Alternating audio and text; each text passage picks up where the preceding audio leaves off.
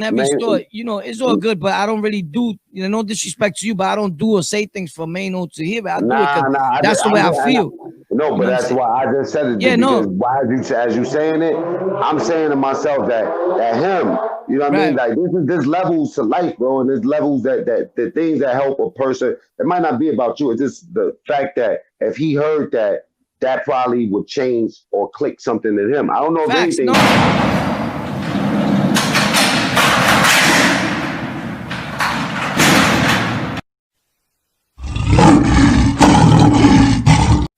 Oh man. Yeah, bro. My whole thing is like I really don't have. I don't want to sound like a fucking like a rapper hater or whatever, but there's nothing wrong with being a rapper hater. Yeah, you know, I fucking hate rappers. Because I hate y'all rappers. You wanna know why I hate y'all rappers? Because y'all talk about dope you never sold. Y'all talk about things you never did. You help nobody. Coronavirus is here. Y'all didn't do nothing for nobody. And if you did, I didn't hear about it, so it's fake to me. I don't like rappers, and I don't like rappers taking our platform or anybody's platform, not my platform, but anybody's platform to have a way to make an income without using popularity. Period. It's like the rappers that was taking the actors' roles. The actors is mad at them. I'm a rapper. You know what I mean? But I feel like with your platform, you should be able to open up a real legit door for yourself and be able to feed yourself without taking out the mouths of the regular people. They're already doing that with all the stuff. What rappers came around their hood and organized something and got it together? What rappers did that? I mean, I can name just a few. I think more should have done it, but I think that Mysonne and them put in a lot of work for what's going on. I know they got criticized a lot, but at least he's doing something. Well, Mysonne, okay, we could. I'm just saying, yeah. But in general, I didn't see visibly nobody throw up. Now I know that there's a relief fund that a bunch of famous people put up for. Of course. But speaking about the platform, bro, you know what I'm saying? Like I know what you mean. You mean like podcasting or whatever, right? Like doing platform like on YouTube. All right. And they podcast be corny too, bro. They talking about other famous people. Yeah. He's talking about other famous people. That's what I mean. My whole thing is this. Look, my whole thing is this. My whole beef with that, and I've been said this years since I've been doing this, and people, you can see my last videos, I've always said it. In my lives, I've always said the only thing I delete 90% of my lives because it'd be crazy. But what I'm saying is this, that I don't like the fact if you already a millionaire and you made it as a rapper, like where you super rich, like I think that you should have left this podcasting for the hood. That's it. Now, because put somebody on your podcast that's already got a little smaller following that was almost making it on his own. It don't have to be me. It don't have to be me. But damn, it's like when you come in, it's like, yo, we want this too. So now people that are not that bright, and no disrespect to nobody, are gonna look at it like, who's this cornball trying to do a podcast? Like, who is he? He's not T.I. He's not this person. He's not this person. Like, homeboy, we was doing podcasts before them dudes. It's like, are you kidding me?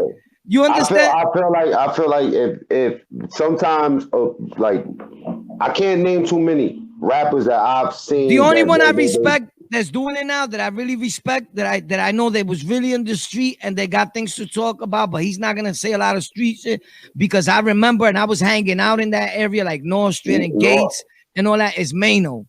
You feel me? Oh yeah. Because I remember the days people could talk. Like right now, there's a lot of talk in the media. I remember Maino from when he was on the island, bro. Yeah, that people are trying to say like something was sweet or that somebody was protecting him. Let me tell you something. I used to hang out on Nore Street, which nobody protected Maino. And the people that I know him, and the people that I know that know him, they always told me the same thing. What I do recall is years ago when I was walking through Nore Street, because I used to go to Clifton and go there, right? And Kev from Gates, I used to go see, that was Black. All you seen out there was Black Flag, Hustle Hard. That was Maino shit. And not only that, you seen $100 bills, like the thing with Maino's face on it, all over the place, all over the hood. And I felt that time, I was a little younger, and I was like, smashing Lil Kim back then. I don't know why he was doing. I can't say that, but you know, my whole thing is this. Was smashing Lil Kim, bro. my whole thing was this. Everything you seen in that neighborhood, when I seen them $100 bills, I mean they weren't real, but he printed them out with his face on it. I said, this dude is gonna go somewhere because he was having fun with it and he put it in. You know what I'm saying? I think a lot of people didn't want Maino to really rock. I remember one time I was in Miami, right, and we was out there with we was out in Miami, right, and I remember hearing "Hustle Hard" walking down Collins Ave. I was like, damn, this song hit down here. But I also remember a lot of people not wanting to help Maino because you know how it is, man. When you got that persona, they just don't want to help. You gotta kind of debo your way into the game and never say no. Keep your name kind of clean so you don't get blackballed all over the place. And I think that he did a good job of navigating from prison, being cut up and shit like that, to having the presence that he's having right now. And I think yeah, it makes sense when you say that he's one. But I think Nore too. I like Nore's show. You know what I mean? Like I like it. And there's one other dude show that I like a lot, and that's Action Bronson. But it's normally like a food show. You know what I'm saying? Like he's totally left field, and he's not online like that. You know what I mean? Like he has real TV shows. So I feel like if you are a rapper and you ain't got shit to talk about, don't put a podcast out. But if you got people that you know that's putting something out that you agree with, you know what I'm saying? Like finance them, sponsor them, and try to make their thing a little bit bigger. You know what I mean? I think that's the problem in the game. These rappers don't pass it on. This is my thing, right? Also, what I feel about that, real brief, I'm gonna say because I was gonna say something about Maino. Bottom line, to get off of that, is that anything that anybody says about Maino wasn't a real dude or whatever, that's crazy. I never even heard that. No, because my Maino is saying I watch everything that goes on. Like I watch Maino. I'm also a fan of real dudes. I respect the way when he answers questions and he's like, I can't talk about all that. He don't care if the case is done. I'm not talking about that. You know what I'm saying? I'm not saying no names. It's not that he didn't want to shine light on dudes. Is that he don't know.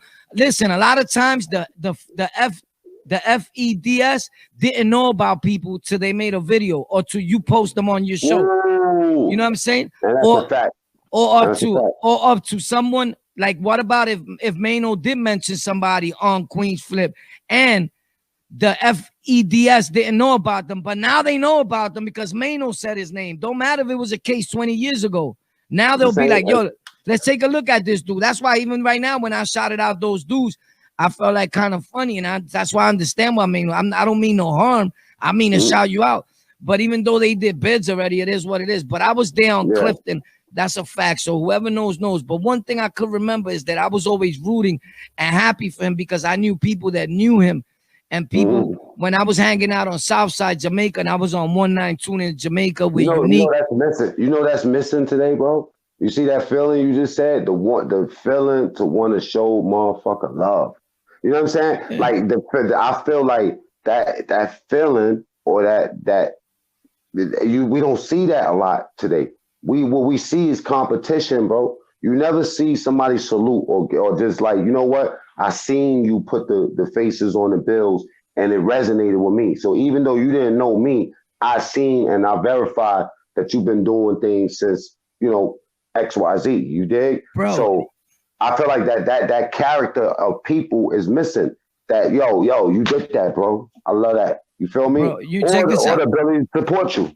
Check this out. I was running around there on Nostrand and Clifton, like just run, because at that time I was indulging. I keep it real. We popping perks, all types of things. We doing things we not supposed to, right? But I remember when I seen that, right? When I seen the bills and all that, it gave me a thing like a dude that I know, I didn't know him personally, but that I know comes from the street because my dudes that I'm coming to see, like Kevin, people is telling me like, yo, this dude was like this. This dude, he did go to jail. He did. So my whole thing was like, so he's doing it for the people, right? Like dudes can't look, dudes, and I said it in all my videos, so people can't say nothing about me. I haven't said myself. So it can't hurt me. Like people could say what they want. Oh, they was indulging, they was doing this. My man, that was years ago, and that still didn't mean I was still running up in things. But it's not about me. My whole thing was that when I saw that bill, it told me, bro, my dude, you gotta stop whatever you're doing. Yeah. Like because because things are changing real fast. And if this dude could come out of jail and do this, and I came out of jail like 10 times by when I saw that already, like what's popping? And everything that they lived, I probably lived it, and no disrespect to them, and probably 30 times worse. You know what I'm saying? Yeah.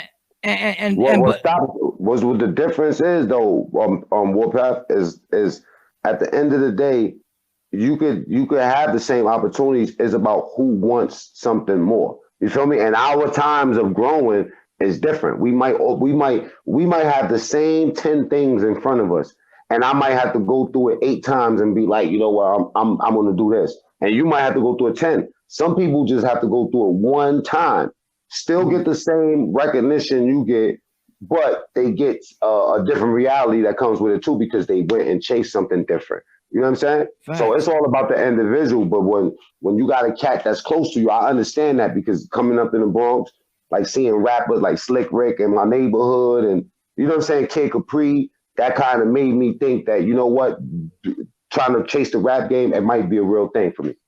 Yeah. So that influence was a good influence. That's a fact. But my whole thing was, believe it or not, man, and people be, when I seen them bills, it changed me so much that I said, I got to get my life back in order. So for, even if it was for that next few months, it helped me slow down in whatever I was doing, because I said, you know what, I'm getting money, and all this money that I see on the floor, because it was a bunch of those bills all over. He was giving them out. It was in every It was in every store. It was in every store. You know, it's all good, but I don't really do, you know, no disrespect to you, but I don't do or say things for Maino to hear it. I do it because that's the way I feel.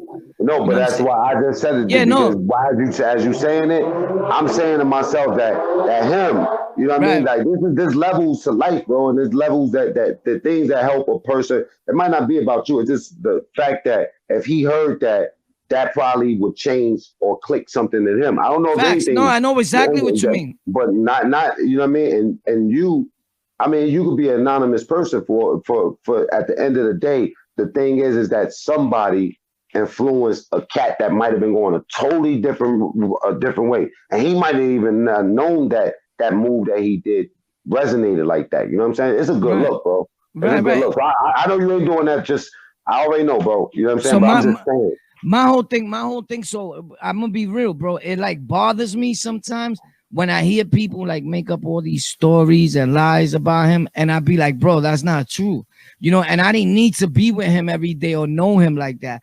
I knew people that knew him, and this is all they talked about.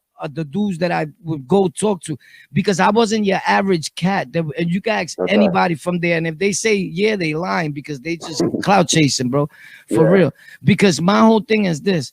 Even though I would go to Clifton, bro, listen, and I don't mean this, and even this is not, somebody would say, like, while dudes were singing High Hater, I was on the block selling High Hater. That's all I gotta say. You understand what I'm saying? Like I was with the dudes. I was with the dudes, because dudes in New York, they take and they make a stamp out of everything, and they don't got nothing to do with Maino. You feel me? Well, so I want to take him at that time. Right. I want to take him out of there, because, you know, people could take this the wrong way. You know what I'm saying? And nothing to do with Maino. You feel me? But, and even though I was indulgent, dudes knew, like, nah, son, you're not just going to treat me like that. Yeah. And walk away. I was the type of dude that dudes wanted to talk to. Like, yo, what up, boy? Was popping? I was a different type of caliber dude. You know, and I don't mean no disrespect. I mean it as far as the indulgent part. Like, because, you know, people smoke weed and drink alcohol and feel like, you know what, like they're not getting high. My man, you a drug addict like everybody else, bro. You feel me? But we was always different with it. You know what I'm saying? Like, I was still active. I was still doing, you know what I'm saying? But we come from an era where that was reality, though. And it wasn't a lot of gangsters, though. And a lot of, you know what I mean? Yo, bro. But yeah, I know they was indulgent. But what kills me is that when people come up here and they lie to these youngers and act like, yo, bro, I was drug free all these years. You're a liar, bro. I know what you was doing. I just don't blow dudes up. You know what I'm saying? Back in them days, people try to put it like, yo, if dudes was indulgent, they were not thorough. Most of the gangsters I knew back in the days was indulgent. Most of the gangsters had a habit from here to Spain. Paulie had a habit. Paulie used to be in the block like this. Listen, run up on Paulie. Listen, run up on Paulie if you want. Listen. And I'm not saying all of them because I'm saying that, but there was a lot, bro. But and listen, my whole thing is this. Bottom line is I seen them dollar bills and it made me them $100 bills. And even though they wasn't real, the face was real that was on it. And it made me want more to the point where I went and I chilled for a few months. You feel me? And I said, you see, because all them bills that I seen all around, I'm like, yo, I just spent this money within these last 2 weeks, like in real time. And even though I got it the wrong way from taking it from somebody else, I always looked at it like the way I heard Son say the other day on the show. I looked at it like I was doing no harm. I felt like Maino was talking to me the other day. I swear to God, I felt like I was doing no harm because I was taken from drug dealers. So I felt like, dog, this ain't nothing wrong. Like he's in the game. Like what are you in the game for? You know what I'm saying? But then again, today I understand that even though he was a drug dealer, he was probably feeding a little 2-year-old. He was probably feeding an old lady. Like there's good people. Just because people hustle hard don't mean that they bad. You get what I'm saying? You could hustle hard and still be a good dude like Maino or like anybody else. But that's how we taught. We come out the house. The first thing I was taught was robbery. I wasn't taught the drugs. I didn't like where I'm from, bro. I didn't learn to respect the hustle game until I got a little bit older. When I came out the house, it was all about robbing drug dealers. Yeah, you know what I'm saying? Facts. We were taught the wrong way because you got to understand. Once you get older, you learn that robbing dudes is bum shit. You know what I'm saying? Like the rob dudes is that's basically the bum way out. It's like, all right, cool. You know what I mean? Like. That's how I was taught, and that's what I'm convinced of, bro. And you talking about a dude that robbed hundreds of people for no reason. Yeah, I come from the snatch and purse days. You know what I'm saying? Not to say that I was snatch the purse, but I come from the snatch and purse days. I was just gonna say that, like I never snatched the purse, but I get what you mean. The snatch and purse days. You're right. Right. You lying. Brooklyn niggas was the ones that was snatching purses, bro. No, y'all was snatching purses, bro. No, listen. I'm telling you, man. You're right. But you're right. Like that was the snatch and purse days. That's what I meant. Yeah, but you're definitely right. Listen to this, Warpath, right? From that era where that's where we was taught. You know what I'm saying? And I've done it so much, and that's how my mechanism. But I didn't stop doing that until my co-defendant that used to rob niggas with me started hustling, and he told me, "Yo, that's for bums." And yo, real talk, it was a hard job robbing niggas and staying fresh and keeping up. When I was looking at my boy, now he on Hunts Point, so, you know what I'm saying, hitting the stamps, boom. And he fly all day, gold chains every day. I'm like, damn, I'm way tougher than you, but you flyer than me. You know what I'm saying? Here's the problem. It becomes an addiction. It's like anything else. We extremists, when you got an extreme personality, that's what happens, right? So my first case also was a robbery, right? So the first robbery that I caught and they gave me 6 months, 5 years probation, it was nothing to me. So I was like, oh, it's lit. I'm doing this shit again. You didn't snatch a purse. You didn't snatch a purse though, right? No, bro. Brooklyn dudes were snatching the purses, bro. We not the purse dudes. But listen, I know you are. But I'm trying to start some Bronx, Brooklyn shit. But what I'm saying is that my first case was definitely a robbery. And then that's when I first started getting accustomed to jail. If I'm not mistaken, my first case was a robbery. Yeah. Did you start robbing dudes in jail though? When you went to jail, did you start from robbing the gate? Dudes? From the gate. Because this is what happens. I was already from Brooklyn, and this is what I saw. Like when I said, I'm a good observer, and I'm a quick learner, and I catch up quick. And being that I had it in me, and I'm like, son looks soft, but it's not how you look. Don't get it twisted. But I'm like, I know that I know that if I act animalistic, just like you're gonna get scared.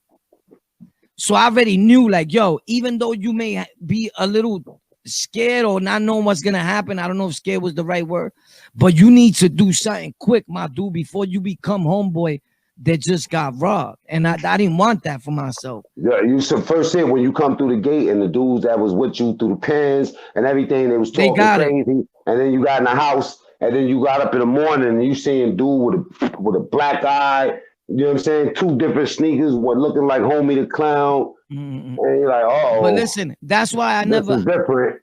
I never showed off, or I never said, like, I said it in my story, but dudes popped up in my lives and said it like, yo, I ain't gonna lie, I was with War. He got me my sneakers back. I was giving, listen, I just didn't say dudes' names because I don't do that. You know what I'm saying? The rapper Comega was with me. Like, you think I'm a lie and Comega could just come out and be like, and everybody's gonna believe him? Like, Comega was in my house, bro. He'll tell you, because me and him had that phone when he got there. I had that phone already. So it was me and Mega, like Mega and me was rocking together, like boom.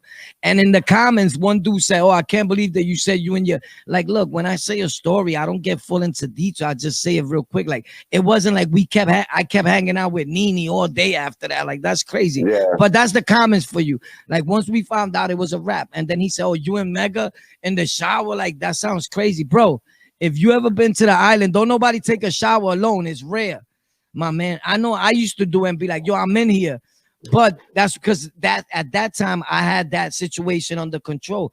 But normally dudes would go, if your man Peoples is in the shower, you go in there. The commenters are crazy. What I'm saying is never pay mind to that, because you got dudes, you got yo, this nigga's in the shower. Wow, you got dudes, life in the shower. You got dudes that'll comment and not know what they saying. And if they've been locked up, that's because they was fearful. So they never went in the shower with nobody because all the stories they hear. But if you know somebody and there's somebody you've been in your house with all day and that's your peoples. Long as you ain't going in the shower free balling and all that. Yeah, listen. Like the old niggas, like, you don't want them old. Yo, really?